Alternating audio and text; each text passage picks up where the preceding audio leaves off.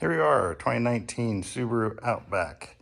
This is the one that had a little damage done to the front end from somebody backing into it. What we're gonna end up doing is putting this Vanguard bull bar on. So I got it in. I've already kind of mocked up some of the brackets and stuff. Here is the directions you get with this. It's literally these 2 pages. This one with inventory, which some of the stuff here isn't on the sheet, and some of the stuff that says it's there is not there. And then here's your directions. It's literally 1 page. It shows you all these numbers to put together to put it on. And it's kind of funny because they don't even show this main bracket piece on there. So kind of figure it out for yourself.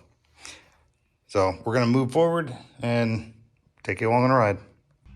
I'm sure not everybody has one of these pits, but if you do have a pit, it makes it much easier. So you can literally just step down in to get underneath the vehicle. This is great for lots of maintenance on vehicles. But you could do this on car ramps too. Just have to put the car up so you can get underneath here. So now we're gonna try to figure out how this goes. And we're gonna have to get it spaced out and see. I think it's gonna hook to these, but we'll have to go from there and trial and error. All right, I got this just laying across the opening for right now, getting it kind of lined up. And it does look like those are gonna be where the brackets go to, because you can see where this hangs. All right, as I was saying, it looks like this is gonna be going up here, and then this bracket is gonna go around to that and bolt them together. But from the looks of it, I gotta make sure this is as far this way as possible, because it looks like it's gonna be a tight fit, which is okay, because I do want it close to the bumper. And I'm not sure where this other bracket they had here goes to, but we'll see what I can come up with. Be right back. All right, no matter how tight we get this on there, this will not reach to this bracket. So somehow this is not long enough. So we gotta back up and try something else. I already started removing some of the pins to hold the dust shield on underneath. But I realized there are so many of them that I don't want to remember. I'm not gonna be able to remember where all these go. So I stopped and I went and got my marker pen.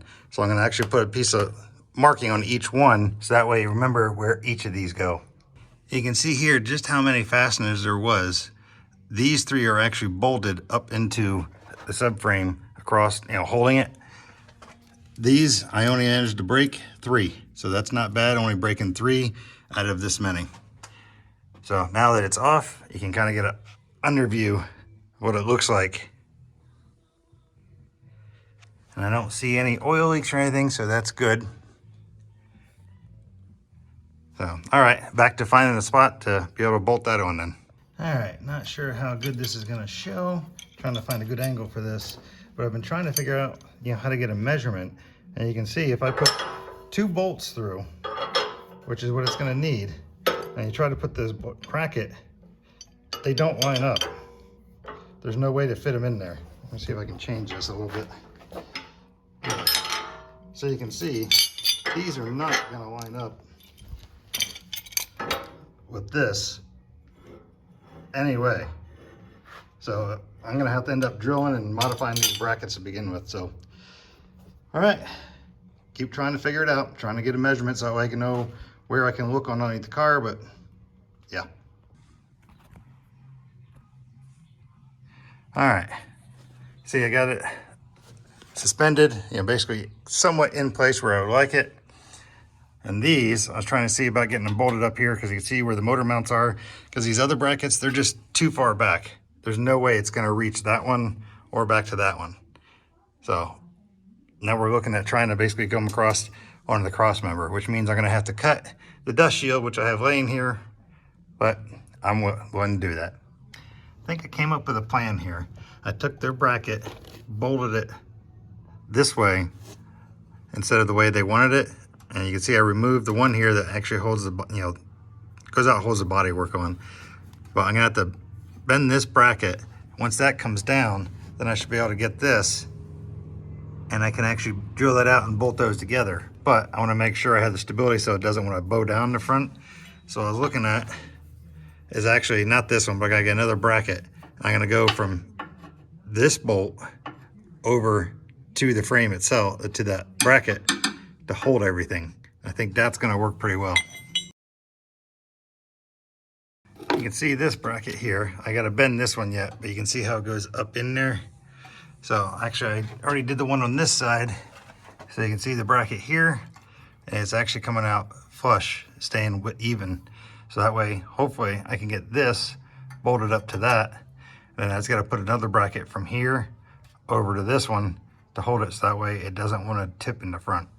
So let me go ahead back, and I'm gonna go bend this one, and I'll be back. See, you got bracket number 2 up here now.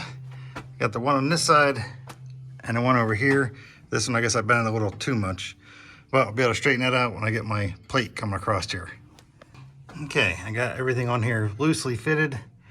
Just on that one bracket, I don't have the one coming across yet because I was trying to see, maybe put it in a different direction, but we'll see about that side. And this side is the same, but you can see it is a lot of weight hanging down the front, but it's kind of there. But I just got to get this a little bit better, so I don't like that flopping. So we got to come up with another brackets to strengthen the sides here. Came up with this bracket here, bolted to, the actual cross member here. So that way this bolt is at an angle, but this is basically just to hold this up. And I got another one on this side. Right now, everything's just kind of loose. I don't have everything tightened down, because what I'm gonna do is I wanna make sure everything's gonna fit, then it's gonna get taken apart, and I'm actually gonna put Loctite on the bolts and put it back in. So right now it's just kind of testing to see how stable everything is gonna be. But I'll be back in a little bit. I'm glad you're still with me at this point, because I actually went back and redid the whole thing. So you can see I still have it in the same point here, but now I got it coming out the side, and I actually figured out a way to bolt this up here. So this, what I ended up doing was drilling a little hole in the back and then using those toggle bolts that they supplied with it. So in there, I have one of these toggle bolts. So it has that welded onto it. So basically I slide it in and then bolt this on. And now that's giving me a nice strong thing here where I'm moving the whole car. And I have put some thread sealant on that one, and here and over here, and actually every bolt I've taken off, I went back and actually used the red thread sealant. So now we're gonna start on this side. I gotta drill my hole up here first, but I gotta mark it. Okay, I got my piece put together here, and I got this up. So now what I need to do is actually mark. So what I'll do is take my drill bit and actually scratch it up pretty good in there.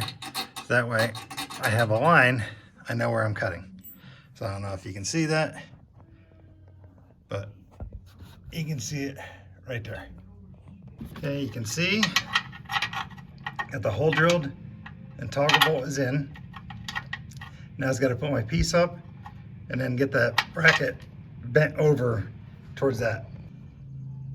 All right, what I was doing, I was using the nut to bend this bracket in. So now I can move this off, put my washer, and then put the Loctite on there and then cinch her down.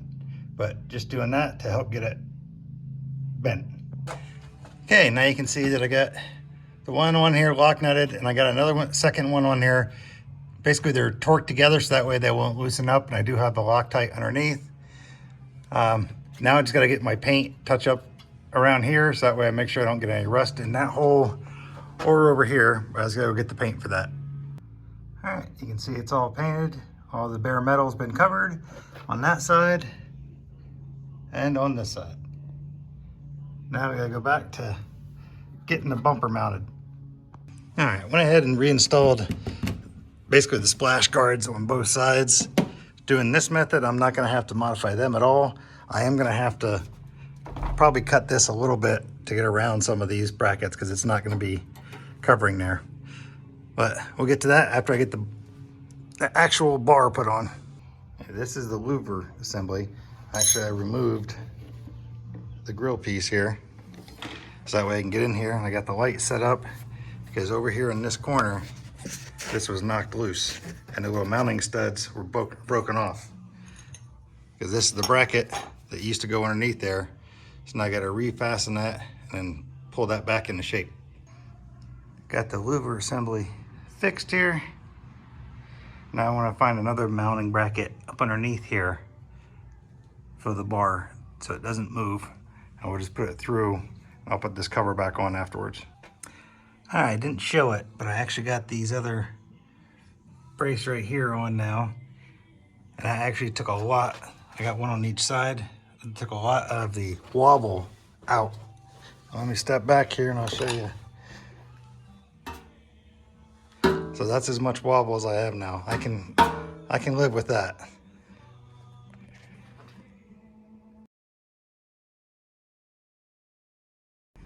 All right, dust shield is back on. Did have to trim out a little bit in each corner in the front here, and then the side part here. Basically, I had to cut that and I bent it out to go around the bracket I have. Let's see if I can get around here and show you what I ended up doing. So you can see it up there. I'll show you the other side. Looks the same here and up in there. So you can see how I got this just out over it.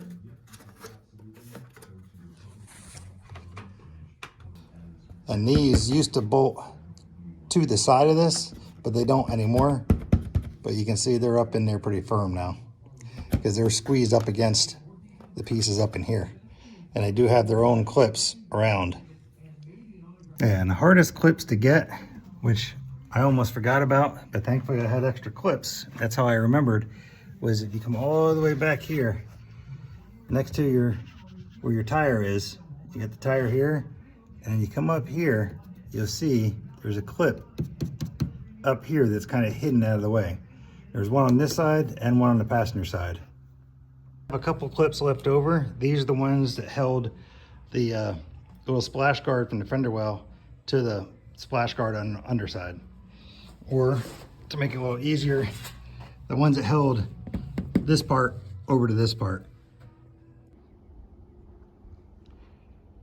There, it looks all finished. Car's a little dirty, but it's on.